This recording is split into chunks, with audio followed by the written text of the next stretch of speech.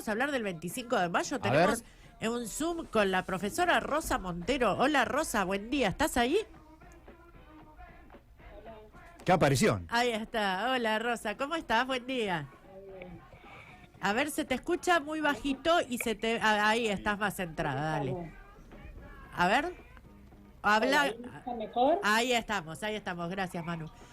Ahí te escuchamos perfecto y te vemos muy bien. Rosa, yo he notado trabajando durante muchos años con adolescentes, perdón, y también con adultos, el tema de que no se diferencia muy bien qué pasó el 25 de mayo de lo que pasó el 9 de julio.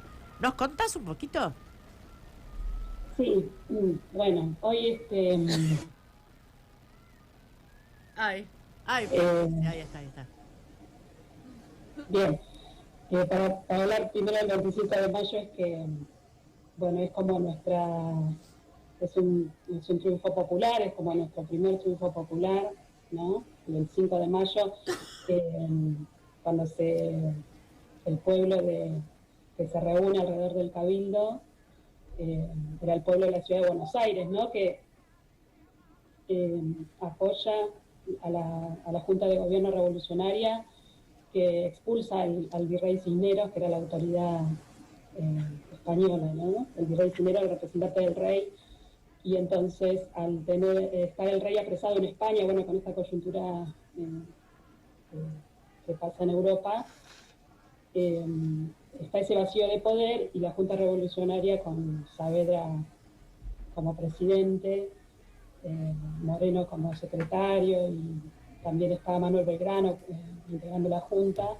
Bueno, todos estos intelectuales de la época, revolucionarios que querían otro país no, digamos, ya no es Argentina todavía, es Virreinato del Río de la Plata, pero querían otro proyecto de sociedad, triunfar en ese primer 25 de mayo, pero bueno, esto es también nuestra primera guerra civil porque ese poder se va a tener que defender con la guerra, ¿no?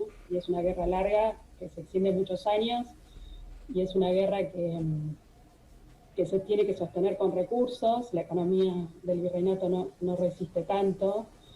Por ejemplo, las armas no se pueden importar, entonces hay que fabricarlas en Buenos Aires y en Córdoba. Entonces, bueno, sobre todo el costo económico de la guerra, a pesar de que tenemos grandes jefes revolucionarios como San Martín en la caballería, por ejemplo, con toda su estrategia, su experiencia en el ejército europeo. Bueno, la deserción de los ejércitos revolucionarios se hace muy difícil sostenerlo a través de los años, y la influencia negativa en la economía y en la sociedad, ¿no? O sea, nosotros hoy estamos en el COVID-19 y, digamos, en esta incertidumbre que nosotros vivimos hoy en esta sociedad. Imagínense la incertidumbre de la sociedad de esa época, donde, bueno, había una lucha por imponer esta nueva sociedad, pero bueno, la resistencia y los enemigos de este gobierno revolucionario eran muchos, ¿no? O sea, el virrey Cisneros, más todos los funcionarios reales y los realistas, los ejércitos realistas que se oponían a este poder. No fue fácil, digamos, de integrarse en todo el territorio y de tener aliados, ¿no?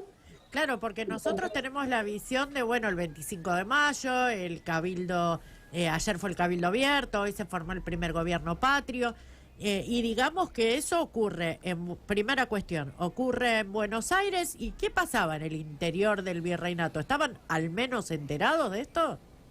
Sí, o sea, el gobierno revolucionario tiene que mandar expediciones militares a informar este nuevo gobierno patrio, ¿no?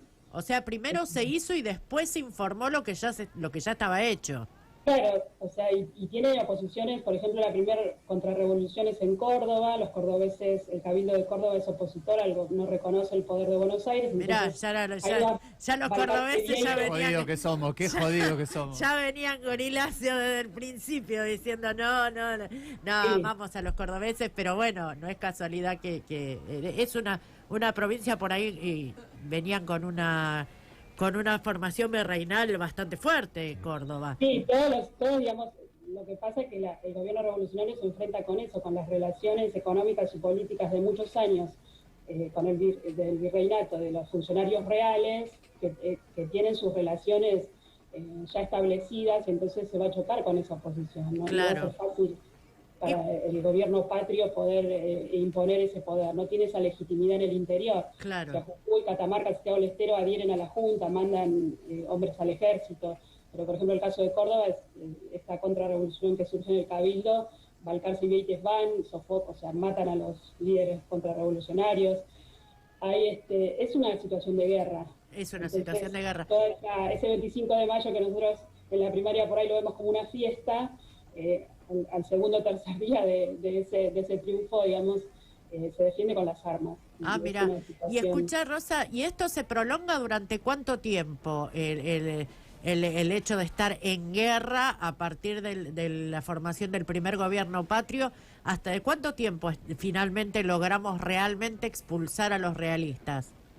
Y son 10, según Alperín Dongui es uno de los historiadores así como cabecillas de nuestra formación, sí. 10 años, dice él, que digamos estamos en guerra y todavía no se estabiliza la situación. Y el gobierno revolucionario patrio que triunfó en ese primer momento va perdiendo poder, ¿no? Y va quedando atrás.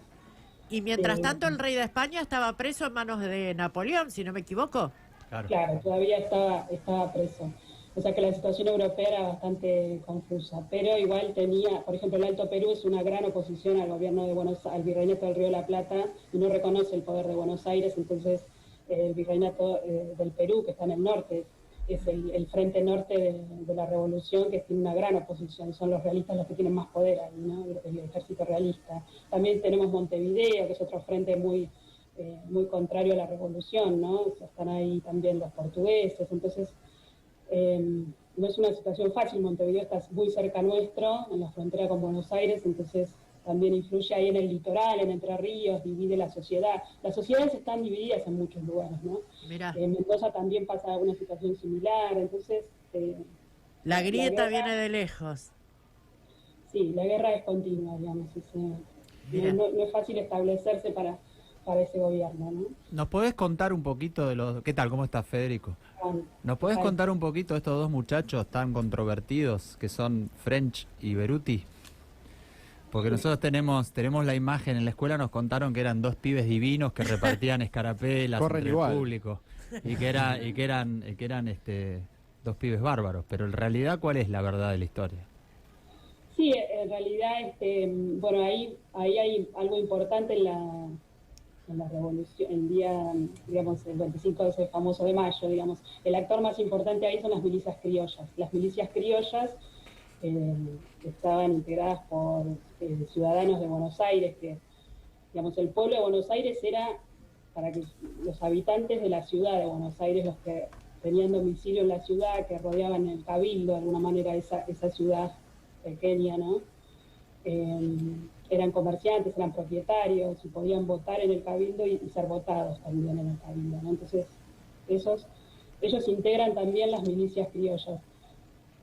Comerciantes catalanes, como vos dijiste French y Beruti, pero también Mateu era uno de los que tenemos la calle acá. La Rey y Mateu eran también comerciantes catalanes que participaron, ¿no? De esas milicias criollas.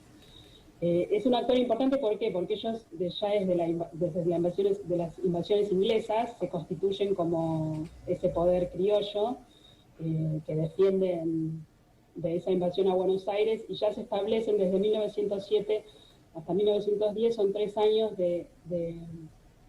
digamos, de actividad de ese ejército criollo, ¿no? Y ellos son los que van a tener mayor influencia en esta presión, en el día del cabildo, que están ahí junto al pueblo, este pueblo reducido, ¿no? Digo de la ciudad porque, por ejemplo, la gente del campo que rodeaba a la ciudad de Buenos Aires, si bien vivían en el campo y hacían su actividad en el campo, no eran ciudadanos, no tenían derechos ciudadanos, solo se reducía al pueblo de la ciudad, y la revolución va a extender ese derecho ciudadano a la gente del campo también, de la zona rural, ¿no? Muy bien. Rosa, nos encantaría, la verdad, hay muchísimo más para hablar sobre esto y tantos acontecimientos históricos de la Argentina y de nuestra historia, y que en la escuela nos han enseñado cosas que que hoy no terminamos de asimilar. No sé si nos las han enseñado mal o de una manera simplificada y después nosotros no nos hemos puesto a investigar un poco más al respecto. Y te comprometemos, si te parece, a volver a tener un contacto y volver a hablar sobre distintos episodios de nuestra historia desde un lugar por ahí un poco menos clásico, que es el escolar, de como decíamos hoy, de la negra que vende empanadas para los calientes para las viejas sin dientes y el negrito farolero. Después nos vas a contar cómo desaparecieron, por qué hoy no hay ningún negrito de ningún tipo. Y bueno, y ha sido muy esclarecedor y muy lindo comunicarnos con vos y esperamos poder volver a hacerlo prontamente. Muchas gracias, Rosa. Bueno, muchas gracias a ustedes, un gusto para mí y bueno, un placer recordar esta efeméride tan importante para nosotros. Muchas gracias. Hasta luego. Un abrazo.